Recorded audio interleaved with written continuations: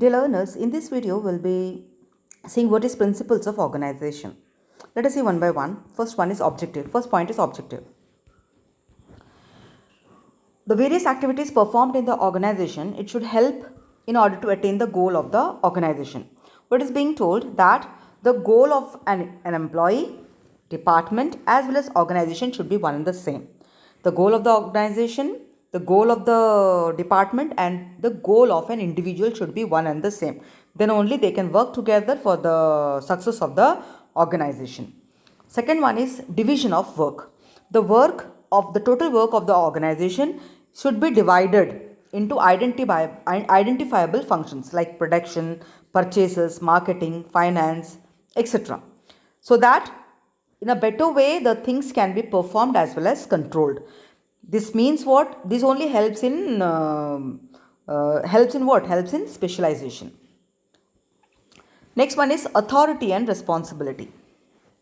Authority, no doubt, it is the official right of a manager, and the responsibility is the duty of a subordinate to whom some work is being given. It is the duty of the subordinate that he should report to the superior after the work is done.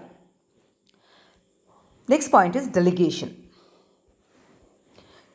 What does this delegation refer to? It means transferring of authority from a superior to his subordinate.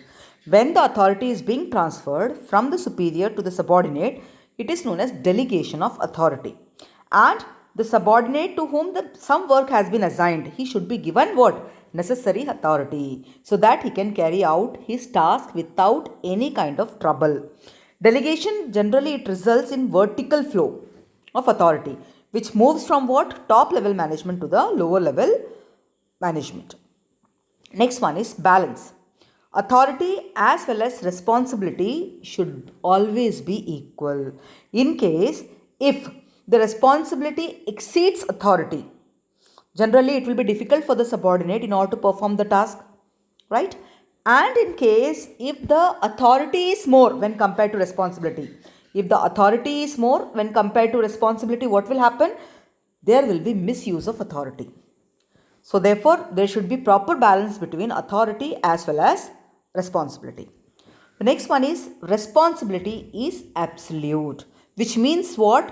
Authority can be delegated, but responsibility can never be delegated. The superior can delegate the authority, but he cannot delegate the responsibility. Responsibility is his responsibility. He is giving the authority to his subordinate to do the task, but he will be answerable to his boss.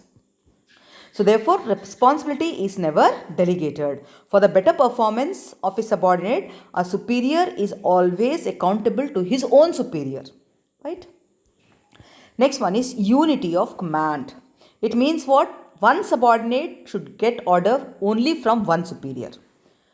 One subordinate should get order from one superior. And that subordinate should only be accountable to whom? That superior alone.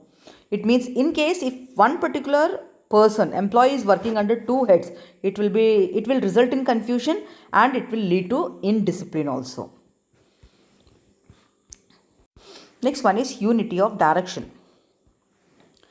This means what? There are different group of activities like production, purchase, finance, marketing. Different groups of activities are, but the objective of all the groups should be one and the same. It means what? There should be one head, one plan. Next is what is distinction between line and staff functions. Line functions means what? Line functions are concerned with the performance of the basic activities of the business, and staff functions are what? It is supportive nature. It is supportive in nature. So you can see that the staff functions, the staff managers, what they will be doing? They will be advising on certain matters. They will give only support. They will only give support, but the line managers actually do the task. Next one is simplicity. The organizational structure which is being drawn, which we have seen in the last video, it should not be complicated one. In case if it is complicated, automatically it will be difficult to understand. There should be only few levels of authority so that the communication can be free flow. It can be very free between person to person. Next one is flexibility. The organizational structure, it should not be that much rigid. It should be on the basis of what, in case if any changes need to be done, it should be flexible and it should be changed in case if any changes happens in the near future, because we know that nothing is permanent, changes are permanent.